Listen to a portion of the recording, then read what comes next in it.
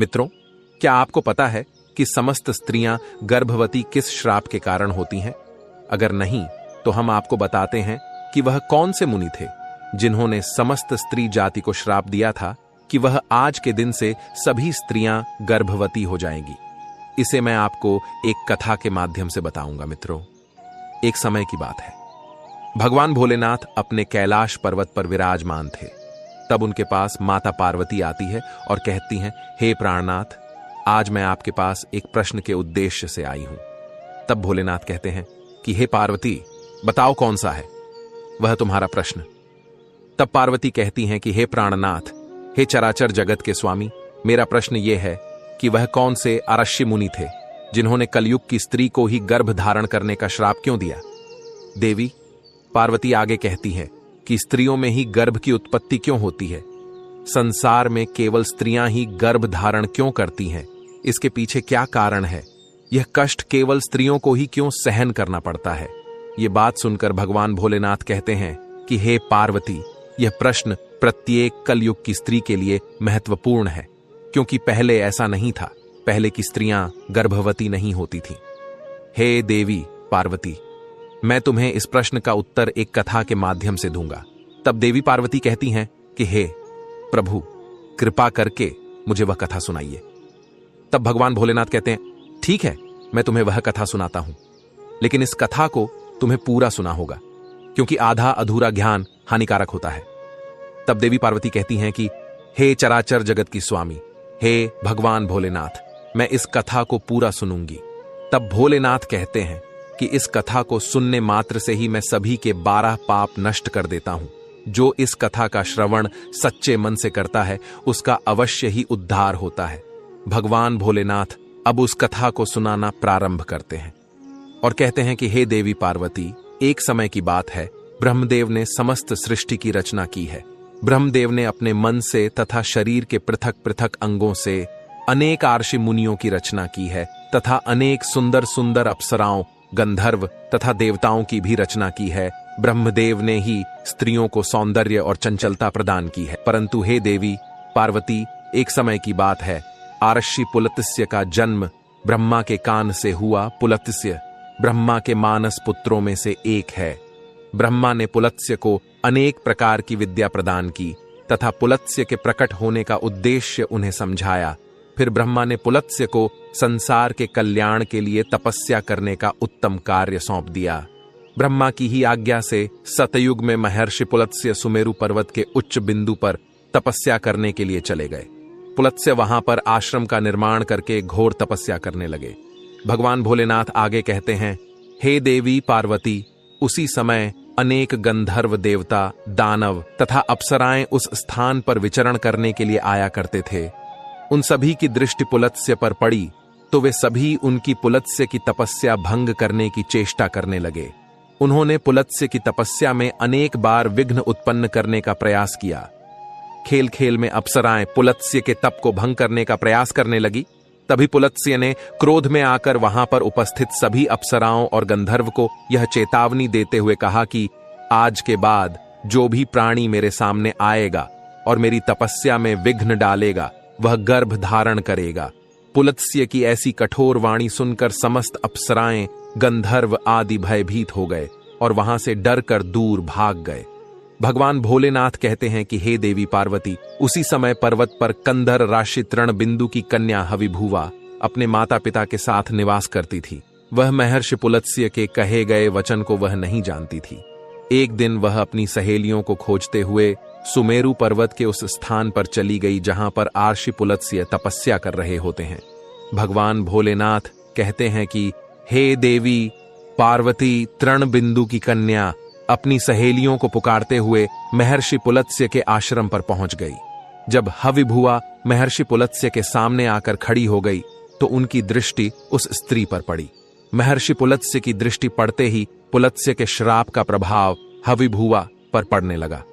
तत्काल ही उसका शरीर पीला पड़ने लगा और वह उसी क्षण गर्भवती हो गई। अचानक स्वयं के शरीर में इस प्रकार का विचित्र बदलाव देखकर हविभुआ अत्यंत घबरा गई। उतने में ही उसकी सखियां उस स्थान पर आ गईं, तो हविभुआ ने उसे उस घटना के बारे में बता दिया। फिर हविभुआ की सहेलियां उसे लेकर उसके पिता के पास चली गई। वहां जाकर हविभुआ ने अपने पिता को सारा वृतांत सुना दिया। अपनी पुत्री की यह बात सुनकर महर्षि तृणबिंदु को बड़ा दुख हुआ। अब उन्होंने ध्यान लगाकर सब कुछ देख लिया तो उन्हें पता चला कि महर्षि पुलत्स्य के द्वारा श्राप दिए जाने पर उनकी पुत्री गर्भवती हो गई है। इससे वे अत्यंत दुखी हो गए और तुरंत ही अपनी कन्या को साथ में लेकर वे सुमेरु पर्वत पर चले गए। भगवान भोलेनाथ आगे कहते हैं कि हे देवी पार्वती, वहां पर उन्होंने महर्षि पुलत्स्य को देखकर उन्हें नमस्कार किया और क्षमा याचना करने लगे। आर्षि तृणबिंदु कहने लगे, हे महर्षि, आप तो साक्षात ब्रह्मा जी के मानस पुत्र हैं। सारे संसार में आपकी कीर्ति है। आप परम दयालु और परम कृपालु हैं। आज मेरी पुत्री के द्वारा अपराध हुआ है। वह आपके द्वारा कहे गए कथन से अनजान थी। आप ही के श्राप के कारण आज मेरी पुत्री गर्भवती हो गई है। यह संसार की पहली स्त्री है जो गर्भवती बनी है। इसीलिए हे मुनिवर, अब मेरी पुत्री से कौन विवाह करेगा? इसे तो कलंक लग जाएगा। इसीलिए मैं आपसे प्रार्थना करता हूं कि आप मेरी कन्या को पत्नी के स्वरूप में स्वीकार कीजिए। मेरी कन्या सर्वगुण संपन्न है। उसके मन में किंचित मात्र भी दोष नहीं है। यह सदैव ही आपकी सेवा में तत्पर रहेगी। भगवान भोलेनाथ आगे कहते हैं, हे देवी पार्वती, इस प्रकार से आर्षि तृणबिंदु ने आदर पूर्वक महर्षि पुलत्स्य से विनती की। तृणबिंदु के आदर सत्कार और स्तुति से महामुनि पुलत्स्य अत्यंत प्रसन्न हुए और हविभुआ को दिए गए श्राप से उन्हें बड़ा दुख हुआ। फिर उन्होंने आर्षि तृणबिंदु को आश्वासन देते हुए कहा, हे मुनिवर, मैं आपकी स्तुति से अत्यंत प्रसन्न हूं। मेरे ही कारण तुम्हारी कन्या गर्भवती हुई है। इसीलिए मैं तुम्हारी कन्या को मेरी पत्नी के रूप में स्वीकार करता हूं। इसीलिए तुम अब चिंता न करो। भगवान भोलेनाथ कहते हैं, हे देवी पार्वती, इस प्रकार से महर्षि पुलस्त्य ने आर्षि तृणबिंदु की कन्या हविभुआ को पत्नी के रूप में स्वीकार किया। तदंतर तृणबिंदु की कन्या हविभुआ महर्षि पुलस्त्य के साथ उनके आश्रम पर ही रहने लगी और दिन रात सच्चे हृदय से उनकी सेवा करने लगी। महर्षि पुलत्स्य भी देवी हविभुआ की निस्वार्थ सेवा, पतिव्रता, धर्म और भक्ति से अत्यंत प्रसन्न हुए। भगवान शिव आगे कहते हैं, हे देवी पार्वती, एक दिन पुलत्स्य ने हविभुआ से कहा, हे देवी, मैं तुम्हारी सेवा और भक्ति से अत्यंत प्रसन्न हूं। इसीलिए मैं तुम्हें मेरे ही समान पुत्र की प्राप्ति होने का वरदान देता हूं। जिस समय तुम मेरे सामने आई थी उस समय मैं वेदों का पाठ कर रहा था और तुमने वेदों का श्रवण भी किया है। इसीलिए तुम्हारा पुत्र चारों वेदों में पारंगत होगा और समस्त संसार को वेदों का ज्ञान प्रदान करेगा। तुम्हारा यह पुत्र सारे संसार में विश्रवा के नाम से प्रसिद्ध होगा। भगवान भोलेनाथ आगे कहते हैं कि हे देवी पार्वती, फिर कुछ समय के उपरांत देवी हविभुआ ने एक अत्यंत गुणवान पुत्र को जन्म दिया। महर्षि पुलत्स्य के कथन अनुसार उस पुत्र का नाम विश्रवा रखा गया। विश्रवा अपने पिता महर्षि पुलत्स्य के समान ही विद्वान, सत्यवादी और धर्म का पालन करने वाले थे। उनकी ख्याति संपूर्ण विश्व में हुई। उनकी कीर्ति और महानता को देखते हुए महर्षि भारद्वाज ने अपनी पुत्री इडविला का विवाह उनके साथ कर दिया। फिर मुनि विश्रवा की पत्नी इडविला के गर्भ से एक पुत्र का जन्म हुआ जिसका नाम वैश्रवण रखा गया। वैश्रवण का ही एक नाम कुबेर है। कुबेर जी ने ब्रह्मा जी को प्रसन्न करने के लिए कठोर तपस्या की। फिर कुबेर की तपस्या से प्रसन्न होकर ब्रह्मदेव ने उन्हें वरदान दिया और उन्हें उत्तर दिशा का स्वामी तथा धना अध्यक्ष बना दिया। भगवान भोलेनाथ आगे कहते हैं, हे देवी पार्वती, इसके साथ ही मन की गति से चलने वाला पुष्पक विमान कुबेर को भेंट दिया। कुबेर जी धन के स्वामी हैं। गंधमादन पर्वत पर स्थित संपत्ति का चौथा भाग कुबेर जी के ही नियंत्रण में है। कुबेर जी ने उस धन का 1.25 भाग मनुष्यों को प्रदान किया। महर्षि विश्रवा की दूसरी पत्नी का नाम कैकसी था।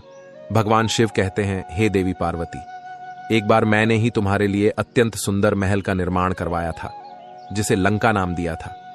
उस लंका के गृह प्रवेश के समय मैंने आर्षि विश्रवा को भी निमंत्रण दिया हुआ था। आर्षि विश्रवा अपनी पत्नी को लेकर लंका के गृह प्रवेश में गए आए थे। जब मैंने आर्षि विश्रवा को दान मांगने के लिए कहा तब विश्रवा की दुष्ट पत्नी कैकसी ने छल से विश्रवा को लंका मांगने के लिए विवश कर दिया और मैंने वह लंका उन्हें दान में दे दी थी। तब माता पार्वती कहती हैं कि हाँ प्रभु, मुझे याद है। तब भगवान भोलेनाथ माता पार्वती से यह भी पूछते हैं कि क्या तुम्हें यह भी याद है कि तुमने क्रोध में आकर कैकसी को श्राप दिया था और श्राप देते हुए कहा, आज तुमने मेरे पति से जिस सोने की लंका को मांगा है, एक दिन वही तुम्हारी यह सोने की लंका को जलाकर भस्म कर डालेंगे। तब देवी पार्वती कहती हैं कि हे प्रभु, मुझे सब कुछ याद है। भगवान भोलेनाथ आगे कहते हैं, जिसके बाद विश्रवा जी को मैंने जो लंका प्रदान की थी, उस सोने की लंका को अपने पुत्र कुबेर को प्रदान की, किंतु बाद में कैकसी के पुत्र रावण ने कुबेर से वह लंका छीन ली। लेकिन त्रेता युग में मेरे ही एक अवतार हनुमान जी ने उस सोने की लंका को जलाकर भस्म कर डाला था। भगवान भोलेनाथ आगे कहते हैं कि हे देवी पार्वती, इस प्रकार से महर्षि पुलत्स्य के श्राप के कारण संसार की स्त्रियां गर्भवती होती हैं। ब्रह्मा ने संसार की समस्त स्त्रियों को पुरुषों से भी अधिक सहनशील बनाया है। उनमें हर दुख को सहन करने की क्षमता पुरुषों से अधिक है। इसीलिए स्त्री की रचना करने में ब्रह्मा को सबसे अधिक समय लगा। गर्भ धारण करना यह स्त्रियों के लिए श्राप रूपी वरदान ही है। ब्रह्मा ने समस्त स्त्रियों के अंदर ममता और प्रेम का भाव डाल दिया, जिससे स्त्रियां अपने बालक का लालन पालन कर सके। इस संसार में स्त्रियों की तुलना किसी से नहीं की जा सकती। स्त्रियां ही इस संसार का आधार है। इसीलिए इस संसार की सर्वश्रेष्ठ रचना स्त्री को ही कहा गया है। भगवान भोलेनाथ आगे कहते हैं कि हे देवी पार्वती, अब तो तुम्हें पता ही चल गया होगा कि आखिर वह कौन से आर्षि मुनि थे जिन्होंने स्त्रियों को गर्भवती होने का श्राप दिया था। तब देवी पार्वती कहती हैं कि हे प्राणनाथ, मुझे सब कुछ झात हो गया है। हे प्रभु, आपका इस प्रश्न का उत्तर श्रवण कराने के लिए मैं सदैव आपकी आभारी रहूंगी। तो मित्रों, इस प्रकार से महर्षि पुलत्स्य के श्राप के कारण ही संसार की स्त्रियां गर्भवती होती हैं। मित्रों, आपको यह कथा कैसी लगी, हमें कमेंट में अवश्य बताइएगा और इस वीडियो को ज्यादा से ज्यादा लोगों तक शेयर करिए ताकि उन्हें भी इस बात का ज्ञान हो सके। अगर आपने वीडियो को यहां तक देखा है तो वीडियो में हर हर महादेव कमेंट अवश्य कमेंट करना। मित्रों, आप सभी का वीडियो देखने के लिए दिल से धन्यवाद।